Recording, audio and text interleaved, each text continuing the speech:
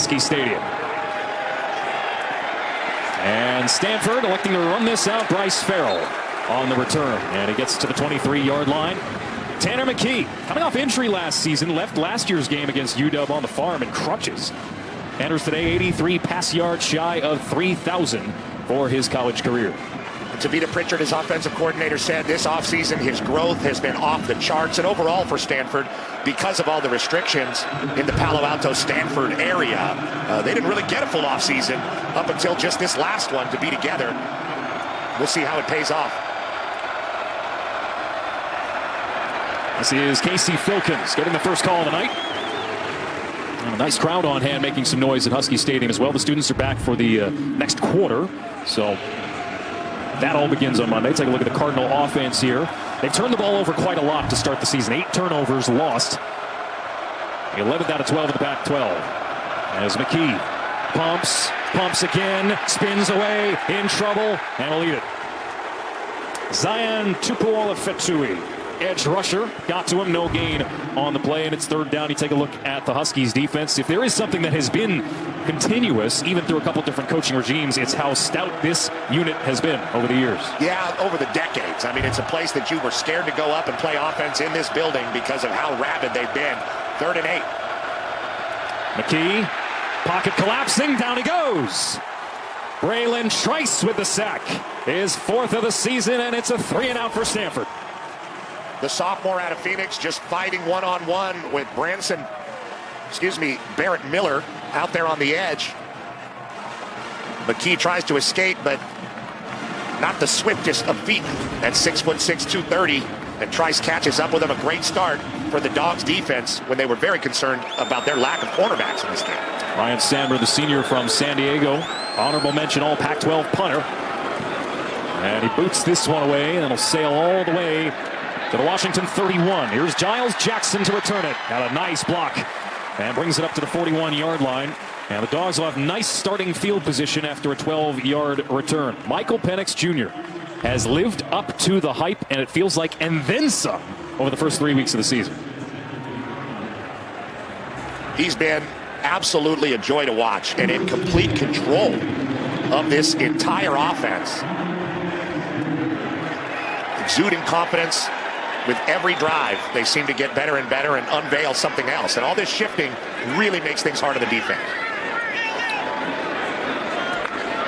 Top 15 in FBS in scoring as Penix will take a shot. First play from scrimmage for Washington. And the pass broken up. Jalen Polk, the intended target. He had a couple of highlight reel grabs and a breakout performance against Michigan State last week. Ethan Bonner there caught up. Polk able to separate, catching Bonner looking to the quarterback. Bonner with a little bit of makeup speed, able to disrupt that. Almost a huge play with that big arm of Penix. Second down. Giles Jackson, Wayne Talapapa in the backfield. It's Talapapa, the freshman, or rather the grad transfer, I should say, from Virginia. Hardly a young player.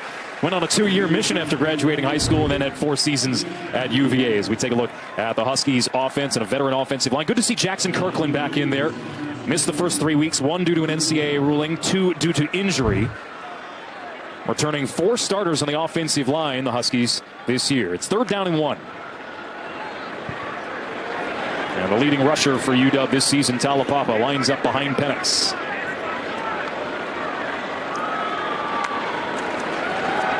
There's Talapapa as he slips a tackle, moves the sticks, and gets into Stanford territory. Jacob Mangum-Farrar, 5th-year senior, making the tackle. Here's the Cardinal defense. This is where they're thin up front. They have some guys at linebacker that have played a lot of football, like Ricky Mizan in the secondary. A great corner in Caillou Blue Kelly. Kendall Williamson is his 23rd straight start. Yeah, you look down, there are a couple of veterans, a lot of them, for Stanford that have been through the wars.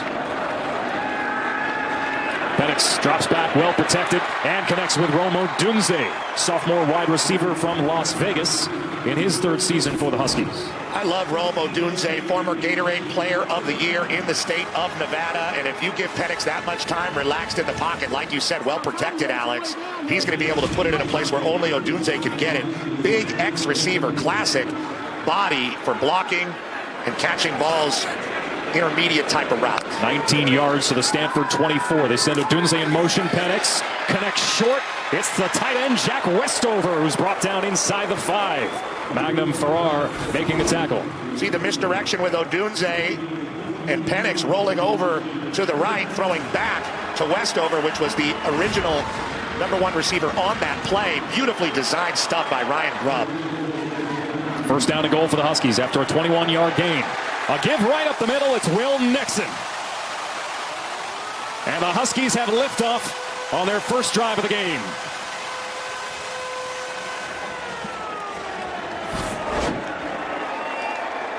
Just a straight zone play to the left, and Nixon sees it well and is able to cut that back almost like a banana cut, get right back upfield, and pretty easy touchdown drive for the Dogs. They don't slow down much at all offensively, do they? No, sir.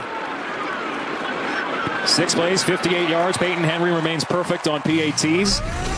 It's the 8th touchdown on 9 first quarter drives this season for Washington. So nothing Washington. Tomorrow, huge doubleheader on Fox. Lamar Jackson and the Ravens take on the Patriots. Then America's Game of the Week, one of the biggest games of the year. Aaron Rodgers in the pack. Tom Brady and the Bucks. It all kicks off Sunday, 1 Eastern. Check your local listings for the games in your area. The effective start for Washington. Little resistance put up by the Cardinal defense. Yeah, they really got a great push with their offensive line. Jackson Kirkland back out there. They were able to really run the ball whenever they wanted to. From 2 yards deep, it's Bryce Farrell.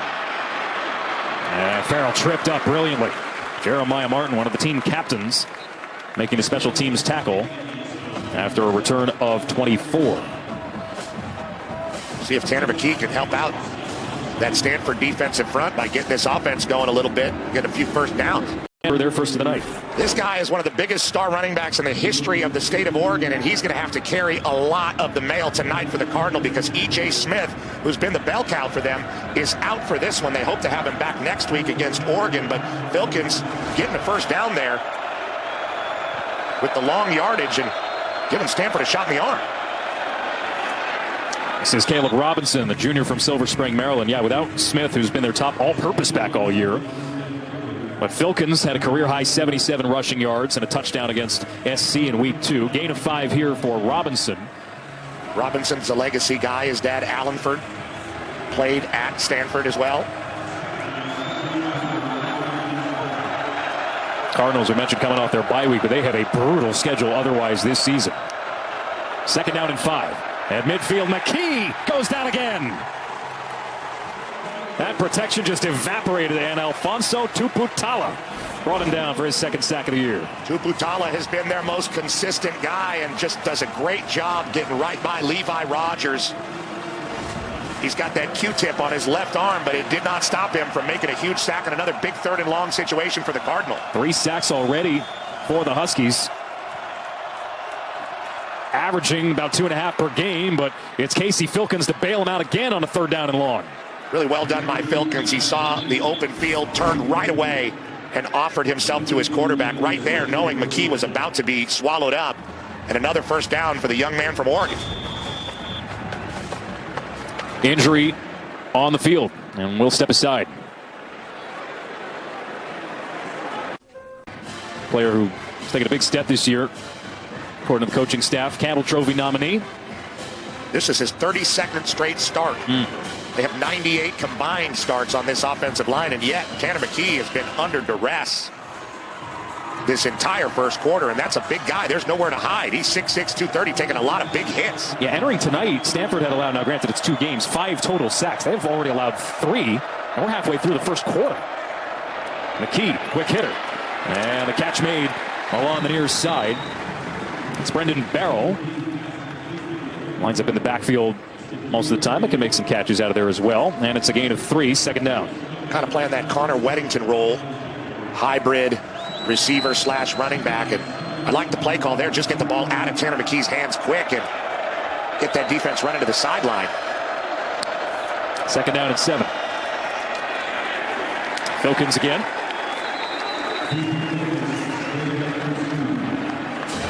Short gain. Bring up 3rd down.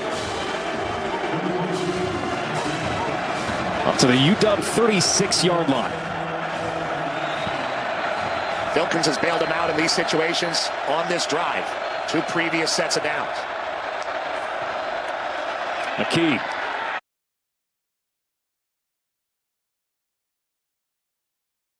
It can bite you, but we'll see what happened here. It looked like Washington was having some trouble lining up. There was no Defense substitution. Number 68 lined up in the neutral zone. That's a 5-yard penalty and results in a first down. Yeah, good call, P. Steve Strimling, our referee.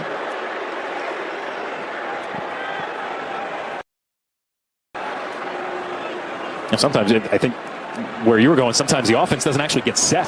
Yeah, you know, you really have to hold your water in there as the quarterback. Wait till everybody gets set, but you really want to snap it fast and lean forward to get the first down. 10th play of the drive, fresh set of downs for Stanford. And they get to Filkins in the backfield. Alumu Ale, converted offensive lineman, making the tackle. Somebody they're really excited about. He was a big star in camp. 340-pound guy in the middle.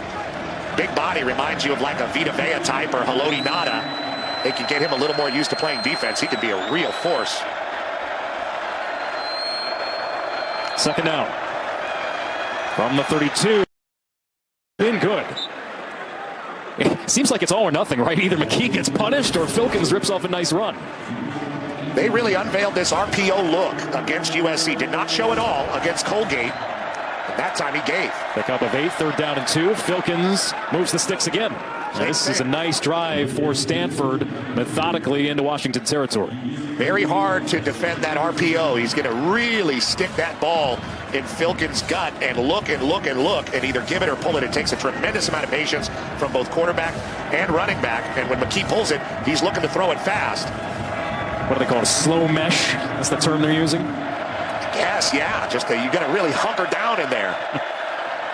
4 first downs on this drive for the Cardinal. McKee pulls it back, checks downfield, and it'll be brought down. I think he got back to the original line of scrimmage. Maybe that mesh is too slow, Alex. I mean, when he pulls it out, it looks like he's waiting just a bit long. He sees his guy open, but at that point, a guy like Braylon Trice is already bearing down on him, and he doesn't have the escapability, and he has taken way too many hits, regardless of how these RPOs are working.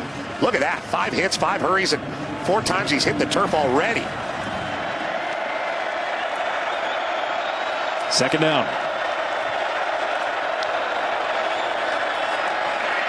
From the 17, it is off the hands of Filkins and into the hands of Cam Bright. Well, this is what happened to Stanford against USC. They moved the ball all the way down inside the red zone. Motion, 2 run fakes, really catching the attention of the entire defensive front. The end around and the zone fake. And who is it coming back across to the right? Westover. And here's tonight. They both wear white, the opponent, but I assure you this is tonight. All the motion coming over to the right, and this time back to the left to Jack Westover, the junior. Just great play calling, an absolute clinic being put on early in the season by Ryan Grubb and Kalen DeBoer and Michael Penix pulling the trigger. So after the red zone turnover, it spoils what was a promising drive for Stanford, and now Washington looking to build on a 7-0 lead. Penix has taken a deep shot right off the hop. Little too much air under that. Looking for Jalen McMillan, who's become one of Penix's favorite targets this year, leading the Huskies in receiving yards this season. When I saw that ball go up in the air, I thought for sure McMillan had a chance at it because he is a great ball tracker, and he turns the hips of Caillou Blue Kelly and comes open just a little too much, like you said, from Penix. I don't think he expected to see him so wide open. Penix, who enters today leading the Pac-12 in passing yards, completions, touchdowns, only 1 pick all year, hasn't been sacked yet. And it's all lining up pretty well to start his Huskies tenure.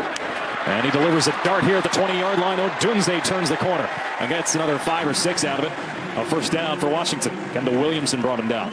Playing that role, the big guy catching intermediate routes. Rome Odunze, 6'3", 201.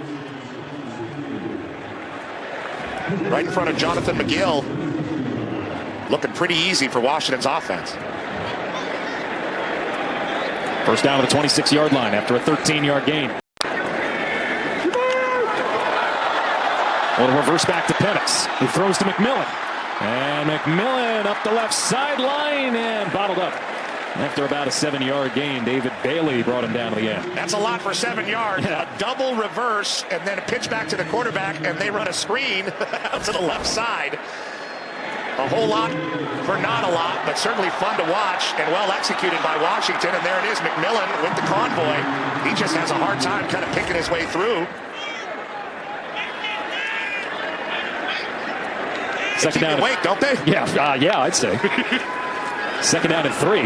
As Penix throws behind Richard Newton. Good to see Newton back for Washington, who's dealt with injury trouble, torn ACL last season. Came back week 2 against Portland State, but trying to ease him back into the rotation. They say he's pretty much at 100% this week. He's a physical runner, though, and they were talking perhaps of maybe he have to change his style a little bit running after the catch, but I think it'd be hard to argue with his success in his UW tenure. Third down and 3. Off play action, Penix connects with McMillan for the first down. Gain of 8. McMillan looking a lot like Romo Dunze that time, sitting down and making that catch. Available for his quarterback. The short passing game for Washington is really on point. You see some of it flash for Stanford, but they just have a much harder time protecting their quarterback. The Dogs in this offensive line, really impressive so far this season. Well, that'll be the key all year long for Penix, who has not been able to stay healthy his entire college career. All 4 years at Indiana dealt with injury trouble. But so far he's received brilliant protection. Here's Talapapa into Stanford territory and finally bowled over at the 35-yard line. Kendall Williamson has been involved in a lot of these tackles the last couple. Gain of 26. Great blocking out on the edge. And just a huge collapsed right side for Talapapa to exploit. Lavani Damuni, the linebacker, really on his skates there as Washington enforcing themselves offensively. Damuni, one of the captains on defense for Stanford. Final minute of the quarter. And the Huskies driving again. Penix surveys. Throws short to Odunze, who charges ahead and gets back to the original line of scrimmage. Ricky Miezon, another one of the captains on defense for Stanford, making the tackle. They'll mark him down the loss of 1, and that might take us to the end of the quarter. Good play by Miezon. It just feels like Washington on every play has a run fake, some kind of end-around fake, a zone fake, something to pay attention to for the defense. And second and 11, about the best that Stanford's done so far. Hey, that was their first tackle for loss so far. Huskies have scored on their first drive, looking for more. Up 7-zip, late night, and a Pac-12.